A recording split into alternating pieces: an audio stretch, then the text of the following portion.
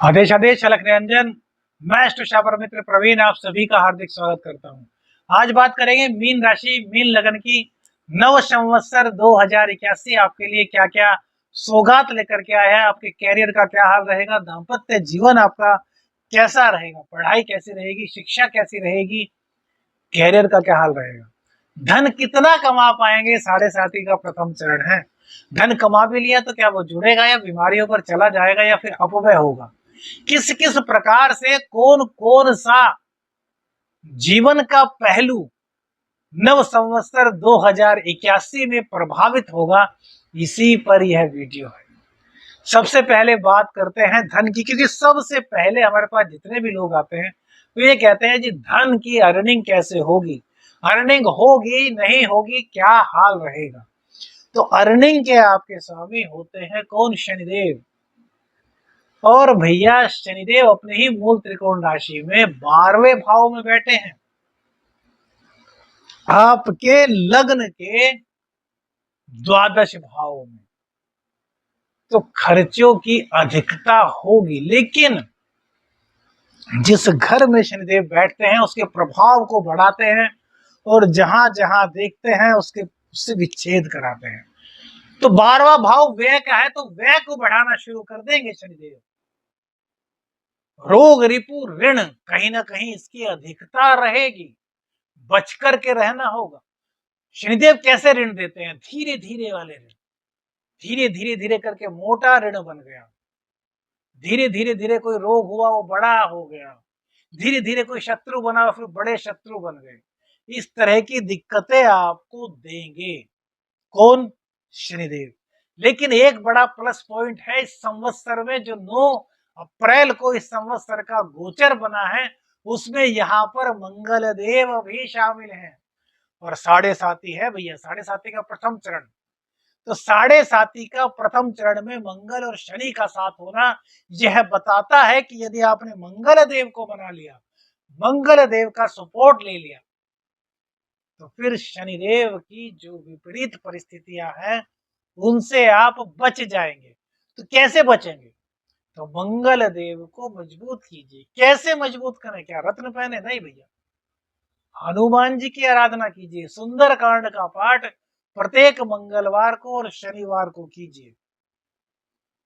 इससे शनि के दोष दूर होंगे, रोग रिपु ऋण दूर होंगे, क्योंकि मंगल देव अपने घर को देख रहे हैं। और जो छठा भाव है वो सूर्य देव का घर है, और मंगल और सूर्य आपस में मित्र है। तो साढ़े साती में नव संवत्सर का जो शुभारंभ हुआ है वह आपके लिए साढ़े साती में भी आशा की बहुत सारी किरण जगा रहा है। बस उस रास्ते पर आपको चलना होगा, और वो रास्ता हनुमान जी की शरण से होकर के जाता है। हनुमान जी की जितनी भक्ति कर सकते हैं कीजिए, तो इनकम आपकी अच्छी होगी। इनकम अच्छी होने के साथ साथ आपके रोग रिपु ऋण खत्म होंगे, और इसी के साथ साथ विदेश से अर्निंग के कहीं ना कहीं आसार भी ये बनवा देंगे। अब मंगल की हमने बात की, तो मंगल की बात हमने क्यों की, इस पर भी एक नजर डालिए। मंगल देव मीन राशि में, मीन लग्न में भाग्येश होते हैं और आपके धन के स्वामी होते हैं। तो भाग्येश और धन के स्वामी 12वें भाव में चल गए। तो वो क्या कहते हैं?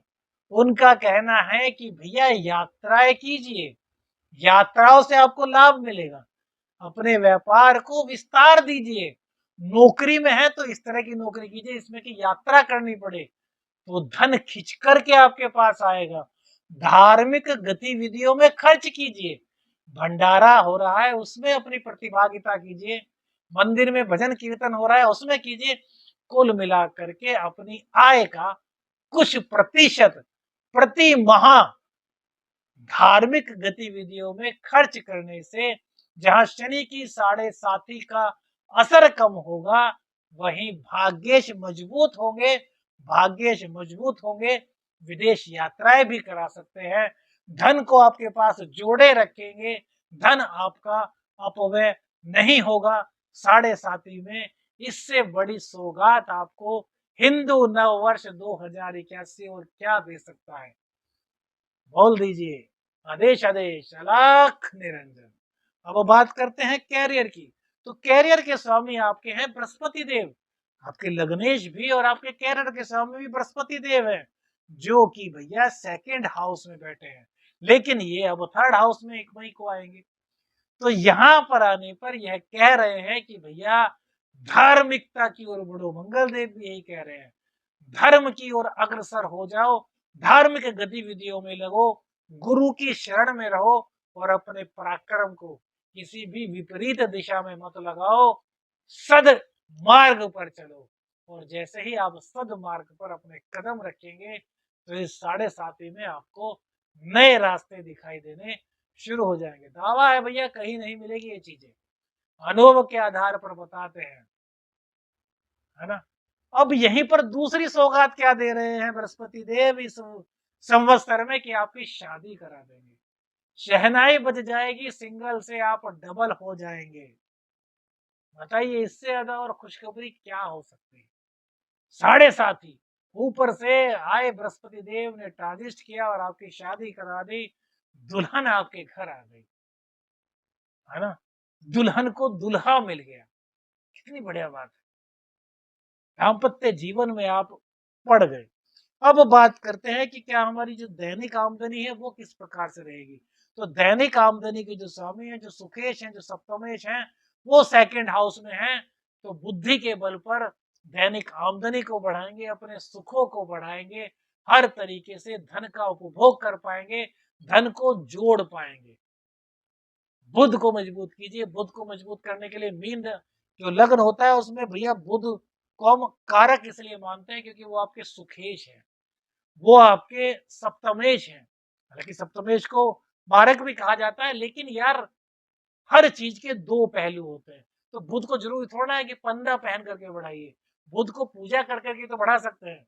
तो गणेश जी की आराधना कीजिए, बुध को मजबूत कीजिए, फिर देखिए धन कैसे आता है, वाणी कितनी अट्रैक्टिव होती है, कुटुंबीजनों का कितना साथ मिलता है, आंखें कितनी अच्छी होती हैं, चेहरे पर ग्लो कितना आता है, नाक और मुंह संबंधी रोग कैसे दूर होते हैं। करके देखिए, फिर भैया बताएंगे, खुद ही मजबूर हो जाएंगे कमेंट्स करने पर कि हाँ एस्ट्रो शावर मित्र आपने सही कहा था। बात करते हैं शिक्षा की। तो शिक्षा के मामले में थोड़ी दिक्कत रहेगी, चंद्र को मजबूत करना बहुत जरूरी है भैया। तो माँ के चरण दूध से धोइए और जो दूध गिरे उसको मिट्टी की किसी बर्तन में इकट्ठा कर लीजिए और उसको स्ट्रीट डॉग को डाल दीजिए। इससे चंद्रमा आपका मजबूत होगा। माँ की सेवा कीजिए, पिताजी की सेवा करनी बहुत आवश्यक है, क्योंकि पिताजी की सेवा करने से आपका जो है रोग रिपू ऋण बिल्कुल तरीके से समाप्त हो जाएगा। पिता की सेहत का ध्यान रखना बहुत जरूरी है भैया, इस बारे में आपको सही कहना है। पिता की सेहत कहीं ना कहीं गड़बड़ा सकती है। लग्न में वैसे तो बैठे हैं, आपके अंदर अभिमान रहेगा, तो अभिमान को त्याग दीजिए। अब दूसरी बात शुक्र देव की बात करते हैं। हालांकि शुक्र देव आपकी कुंडली में कारक नहीं होते, लेकिन शुक्र देव का महत्व प्रत्येक की कुंडली में है, जो भी लग्जरीज लाइफ को जीना चाहता है। तो सलीके से कपड़े पहनिए, एक अपना एक अंदाज अलग बनाइए, दूर से बता सके कि हाँ यार देखो वो आ रहे हैं, यार देखो वो आ रहे हैं, देखो यार उनकी ड्रेस पीछे पीछे जैसी लग रही है, ये वही होनी चाहिए। तो अपना एक लुक निर्धारित करो जिससे कि शुक्र देव मजबूत हो। स्त्रियों का सम्मान करो, स्त्री स्त्री का सम्मान करे, पुरुष स्त्री का सम्मान करे, और स्त्री भी पुरुष का सम्मान करे। इसका मतलब यह नहीं कि हमने पुरुषों को कहा कि स्त्री का सम्मान करें तो स्त्री पुरुष का सम्मान न करे। हर एक दूसरे का सम्मान करें, स्त्री को अधिक इज्जत दें, इससे शुक्र देव और मजबूत होंगे। प्रेम संबंधों में भैया दिक्कत रहेगी, अप एंड डाउन यहाँ पर लगा रहेगा। तो उसके लिए यंत्र चंद्र का आप ले लीजिए, जो स्क्रीन पर नंबर है उस पर आप व्हाट्सएप मैसेज कीजिए, आपको यंत्र बना कर देंगे, इससे प्रेम संबंधों में आपके खुशहाली आएगी। कंसल्टेंसी करना चाहते हैं, पेड कंसल्टेंसी करना चाहते हैं, व्हाट्सएप जो नंबर आ रहा है इस पर मैसेज कीजिएगा, कॉल मत कीजिएगा। आदेश आदेश अलख निरंजन, हर हर महादेव।